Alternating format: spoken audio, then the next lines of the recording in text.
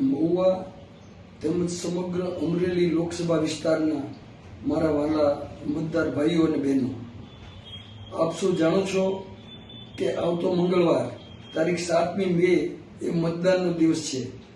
આપનો પવિત્ર મત આપણા લોકલાડીલા, ઉત્સાહી અને યુવાન મહિલા ઉમેદવાર જેનીબેન ઠુમરની તરફેણમાં પંજાના નિશાનમાં આપી આપ એમને જંગી બહુમતીથી વિજયી બનાવશો તો તેઓ ગરીબોના, ખેડૂતોના અને પછાત વર્ગના હકોનું અને હિતોનું રક્ષણ કરશે એવો મને વિશ્વાસ છે.